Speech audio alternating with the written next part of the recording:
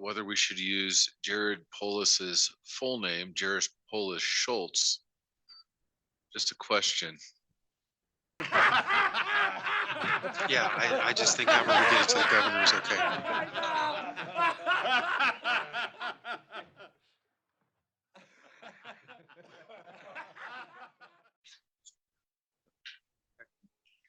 Chairman, one last thing. If we had mentioned at a previous work session a possible letter to the executive administration, United States, President Trump.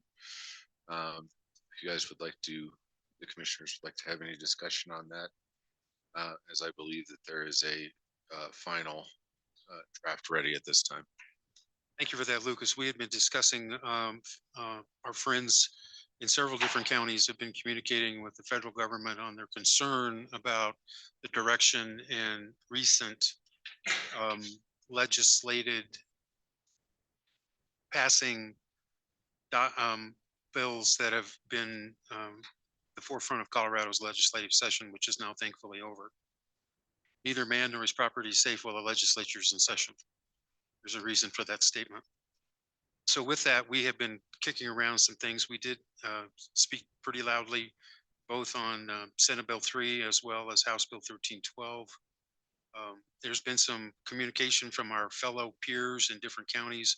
Montrose County and their commission did a proclamation on their concern about Senate Bill 3 and other things on the infringement of natural and constitutional rights. And we have some similar feelings with that. And so there was a collaboration of between us to come up with a draft. And with that, I'll stop and let the drafter talk about it. Well, I'll give, Montrose County, Scott Majaris specifically sent us their copy of their letter. There's other larger counties that have more bandwidth, more resource, a lot more, like more attorneys, not just one that we work to death. Well, not to death, but we work hard. Let us know if you're getting close to that and we'll back off, Christy. Teller County wrote a letter. It was pretty focused on sanctuary status within Colorado and their the pressure to force them to stop working with ICE for detention holds and such. And they're the only county in the state that has fought hard to maintain their ICE detention. But they had other things into their letters. So I basically took it upon me to mash a bunch of these letters all together and then put the Park County flavor on it. And then through Lucas, sent it to both Jason and Dave to let them put their 25 cents worth in and mashed it all together. We went through a couple rounds, and I believe that we are at a very good and respectful letter. But as we are afforded, we can redress our grievances when we believe that government is outside of bounds, contrary to the Constitution of the United States and of Colorado. And I believe that we are in that state right now. We are in the reality of tyranny. And I think it is only appropriate. There's also another motive. President Trump has stated that they believe that sanctuary status or behavior of sanctuary, which is happening in Colorado for certain, they're looking at pulling funding to those states. And we want them to know that we respect the Constitution. The federal government doesn't have that many provisions within the Constitution. One of them is national security and to protect our borders. And we would like to be able to honor that at the county level as well. And so it may put us in a better spot for funding, depending on how things happen in the future, and to let them know that we appreciate and obey that rule of law that was afforded to us back at the founding of our nation. So that's how this all came about. Thank you for that. Thank you for that presentation. I appreciate that, and I appreciate the efforts that we have all put together in looking through this document at our own time and will and making adjustments. So I believe there's several items in there that have recently come through in the House and Senate, have been signed in by the governor, that have shown to be issues within a lot of people within this county. And I believe those issues will be challenged in court, as they should be, but that's going to cost the taxpayers of the state of Colorado tunes of a lot of money. And they never even should have gotten that far. So I believe this is a great way for us to represent what this county really wants to stand for, as being adhering to the Constitution, as well as the Constitution of the state of Colorado. If I may, I will speak for myself, but I would imagine my fellow commissioners feel the same. Take my oath of office extremely seriously, because it is pledged to God. And we must uphold the constitutions of Colorado and the United States, is what we pledged to do. And that oath is, in my perception, it's a binding agreement. I think that we owe it to show that we are doing the best work we can to try to stand up to our oath. So thank you, Mr. Chair. Yeah, I think, and if I could just sum up, we look at one of the last pieces of legislation, and the legislature's over and my brain is refusing to remember bill numbers. They don't matter anymore because they're out of session. But the last bill, which was completely the antithesis of working with ICE at the local level. I mean, local law enforcement could be charged and fined $10,000 for trying to cooperate with federal officials on immigration matters. All kinds of protections, and our governor was real trying to be clearly stating, perhaps for future political endeavors, that he's a libertarian. The passage of that bill and his signature would remove any libertarian from his legacy and prove that Colorado is nothing more than a sanctuary state. All of us, whether we want to be or not, and we did a resolution a year ago saying that we were not and could not and have none of our resources available for people that are not residents or citizens legally. And we're in an environment that doesn't provide any conducive opportunity for people that aren't prepared for just summer. So with that, I think it's a reasonable letter, and I'm in support. You want to go ahead and read it? Yeah. Yeah, you wrote it. It's easier for you to read than me. All right. Yeah, my voice will be attached to this, and I am honored and proud to do it.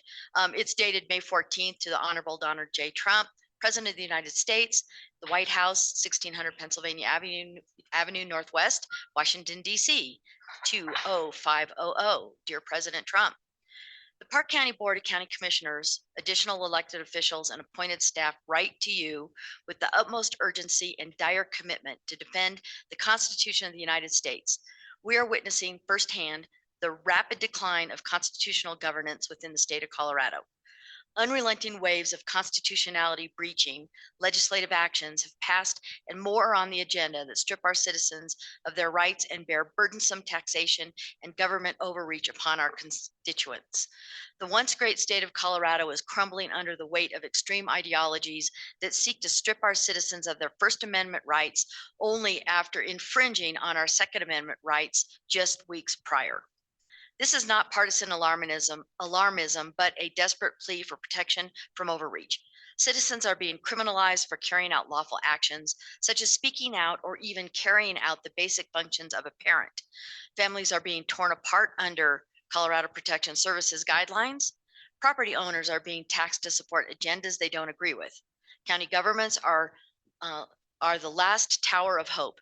Even with that, as more Coloradans move to the rural areas, more socialist extremists from the other states move into the Denver Metro and I-25 corridor and continue to control the vote. Our state has been gerrymandered to the point where we no longer can have a voice. Park County is a large mountainous county within the center of Colorado, with 59% public lands and a small population and a small annual budget. It is not feasible to litigate every constitutional violation of the state of Colorado. The citizens of Park County, Colorado, urge you to intervene in these egregious government oversteps. The citizens deserve a government that we elected to represent us as a whole state and not just the extreme ideologies of the Denver metro area. Accordingly, we respectfully request your administration, the United States Court, and the Attorney General, Pam Bondi, to urgently intervene. We request a full formal review of Colorado's legislation since 2008, where many signed bills violate the rights of American citizens guaranteed under the Constitution. We request a full review of the gerrymandered districts of counties that silence our voice, the egregious state election laws, including the willful violation of the state's requirement for counties to preserve election data during the trusted build, voting machine software upgrades, and the automatic voter registration statute signed in 2019. We request a review of the sanctuary laws that prevent our sheriff's office from working with ICE when illegal aliens have been arrested for breaking the law. We advocate for and uphold the truths and fundamental liberties of the people of Colorado. We furthermore, we support local and rural governments that are committed to preserving and defending the United States and the original Colorado Constitution. As per Article 4, Section 4 of the Constitution for the United States of America, we call upon the federal government as guardians of people and the Constitution to step forward and defend us from the tyrannical overreach of our state government. When a state violates the fundamental and natural rights of its citizens, it becomes the duty of the nation to intervene and restore constitutional order. This is deeply embedded in both philosophical thought and legal precedent. It underscores the principle that governments exist to serve and protect the citizens, and when they fail in this duty, corrective action is not only justified, but required. This is a request that we do not make lightly. As elected officials, appointed officials, and public servants, we are sworn to defend and uphold the Constitution. As the representative servants of the people of Park County, Colorado, we grow increasingly desperate to defend our citizens from the oppressive taxation and leveraged overreach of Governor Polis and his extreme agenda. Should Colorado fall to this destructive liberal agenda, it will continue to cascade throughout the nation. Just as the extreme ideologies have infected our state, so will it spread to other states. We believe in the voice of our citizens, and they are screaming for liberation from the oppression from tyranny. Humbly, please intervene quickly. Respectfully submitted. Thank you for that. So that's our letter. It's, I've signed it already. I've sent it down to you two to sign, and we'll send. Thank you very much. Thank you for that, Lucas. My only question on this is whether we should use Jared Polis's full name, Jared Polis Schultz. Just a question. Yeah, I just think however we get it to the governor is okay. And if others would like to author their signature on it, we would be welcoming them if they're so inclined. But this is going to be from the three of us. And we have accounted for an additional signature page if others wish to join. So with that, anything else, sir? Nothing else from me at this time. Thank you very much, Mr. Chairman. I'll volunteer to sign that as well. Okay, we appreciate that.